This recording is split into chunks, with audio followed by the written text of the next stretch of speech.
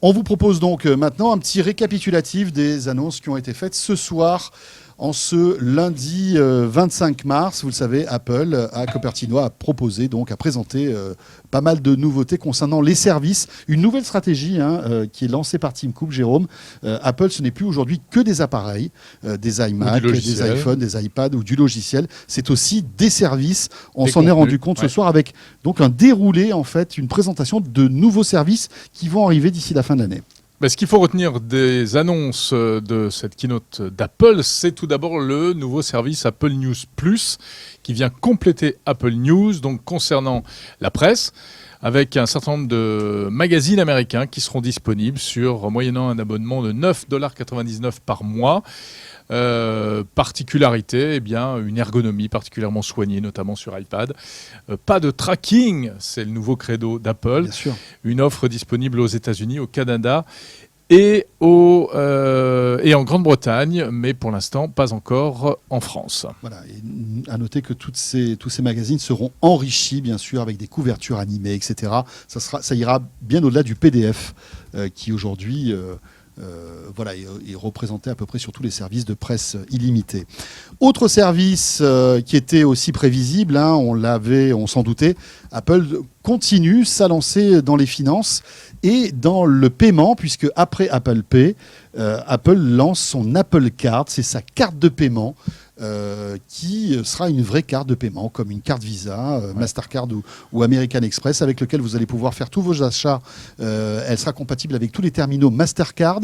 Apple a choisi la banque Goldman Sachs aux US pour lancer cette carte. Ça veut dire que pour l'instant, elle ne sera disponible qu'aux USA. On ne sait pas si elle arrivera dans d'autres pays du monde, et notamment en France. Elle sera gratuite, cette carte. Elle pourra même servir de titre de transport dématérialisé.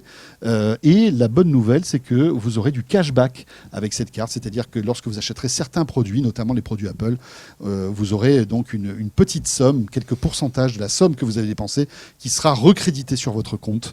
Ça se fait beaucoup, ça c'est une pratique qui est assez courante dans le monde de la banque. Autre annonce concernant un service de jeux vidéo, oui, Apple Arcade, disponible dans 150 pays, donc essentiellement du casual gaming. Oui.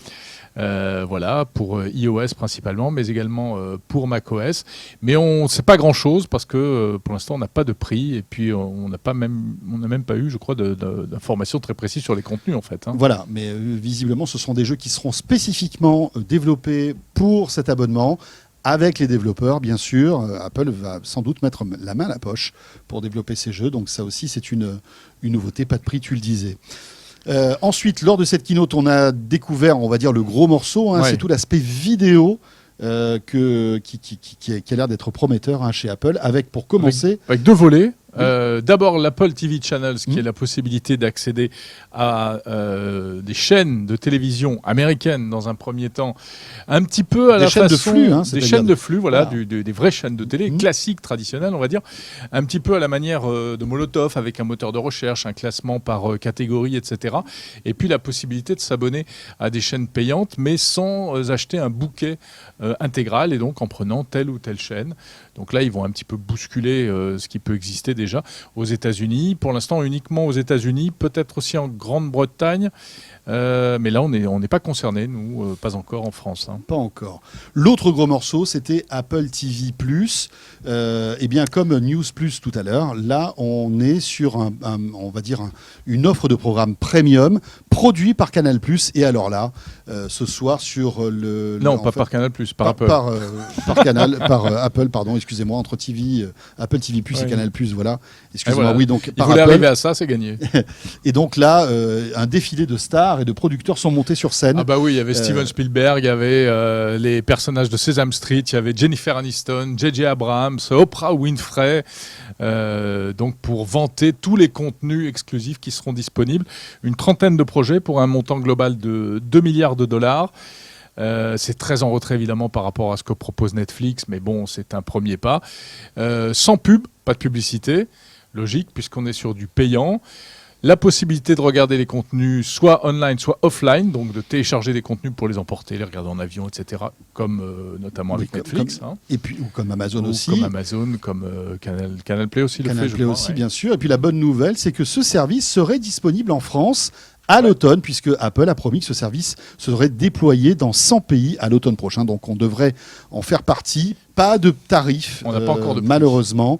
Peut-être qu'on en saura plus lors de la keynote de septembre prochain, qui dévoilera les nouveaux iPhones. Voilà, donc on voit que Apple change sa stratégie, parce qu'ils vont toujours fabriquer des produits high-tech. Mais c'est quand même un tournant important. C'est un tournant important, en effet. Le but du jeu, c'est vraiment de développer les contenus sur abonnement. On va s'abonner à des services Apple aujourd'hui, comme on s'abonne à toutes sortes de services. Tout à fait. Et puis c'est peut-être aussi le salut du business aussi pour Apple, parce qu'on voit que les derniers résultats, même si Apple vend toujours des dizaines et des dizaines de millions d'iPhone, eh bien il en a vendu moins ces derniers temps. La Chine est un marché compliqué. Il y a une concurrence qui est de plus en plus acerbe et compliquée à gérer. Donc c'est aussi peut-être la garantie pour Apple de dégager un nouveau business avec ce nouveau type de service. Ouais, un nouveau levier. Bon voilà, on verra ce que ça donnera dans quelques mois, dans quelques années. Mais en tout cas, c'est parti. Et c'était vraiment ce soir le lancement officiel de cette nouvelle stratégie.